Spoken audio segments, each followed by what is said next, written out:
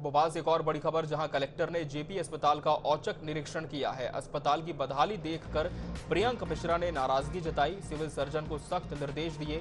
गंदगी देख अधिकारियों को फटकार लगाई है। जेपी अस्पताल के वेटिंग एरिया में भी निरीक्षण उन्होंने किया और यहां पर कूलर लगाए जाएंगे। स्टाफ के लिए ड्रेस कोड और आईडी कार्ड अनिवार्य कर दिया गया है। बायोमेडिकल वेस्ट मैनेजमेंट पर भी सख्ती हुई है। तो भोपाल से बड़ी खबर आपको बता दें, जेपी अस्पताल का औचक निरीक्षण किया है कलेक्टर ने। बायोमेडिकल वेस्ट मैनेजमेंट पर भी सख्ती हुई है। आईडी कार्ड अनिवार्य कर दिया गया है। और कलेक्टर ने जब जेपी अस्पताल का निरीक्षण किया तब कई चीजों को लेकर जानकारी भी यहां पर उन्होंने तलब ली। और बता दें आपको, सिविल सर्जन को सख्त निर्देश भी कलेक्टर ने दिए हैं। गंदगी देखकर अधिकारियों को फटकारा भी है कलेक्टर ने। सहयोगी प्रदीप तलरेजा हमारे साथ बने हुए खबरों पर। प्रदीप, प्रदेश के और भोपाल के सबसे बड़े अस्पताल में कलेक्टर निरीक्षण करने के लिए पहुंचे, और जब यहां पर कलेक्टर प्रियंक मिश्रा ने निरीक्षण किया तब क्या देखा? क्या किसी तरह की अनियमितताएं भी थी और किस तरह के निर्देश उनके माध्यम से दिए गए हैं प्रबंधन को?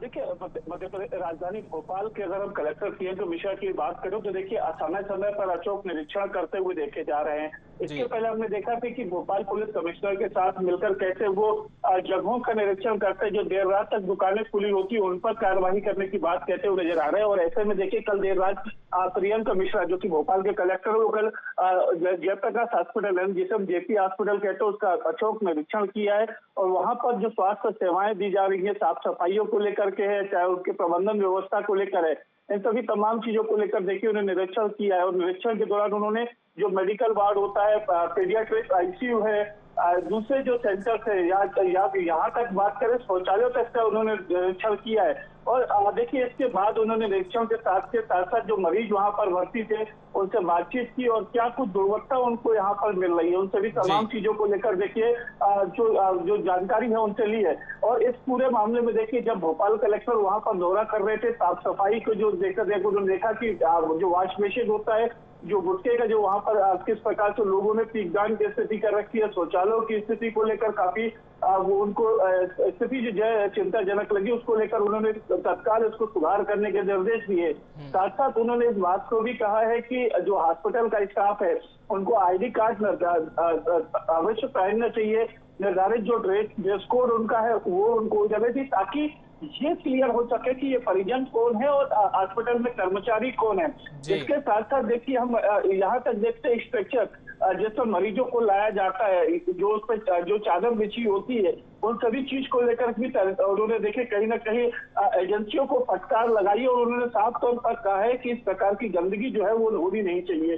तो ये समझा जा सकता है कि कलेक्टर जब वहां पर पहुंचे, काफी सारी कमियां उनको देखने में आई, उस पर लेकर उन्होंने फटकार लगाई है। लेकिन साथ साथ देखिए, कई जो और चीजें बेहतर की जा सकती हैं उसको लेकर भी उन्होंने दिशा निर्देश दिए हैं। और ऐसे हम देखते हैं कि देखिए, चूंकि गर्मी का समय चल रहा है और सबसे ज्यादा डिहाइड्रेशन के जो केसेस जो होते हैं वो कहीं ना कहीं समय देखे जाते हैं, उसको लेकर भी निर्देश दिए। साथ साथ उन्होंने ये भी कहा, जो वेटिंग एरिया होता है जहां पर मरीजों के परिजन वहां पर बैठते हैं, वहां पर भी ठंडक यानी कूलर की व्यवस्था की जाए, ताकि जो लोग वहां पर काम करते हैं उनको किसी प्रकार की दिक्कत न हो।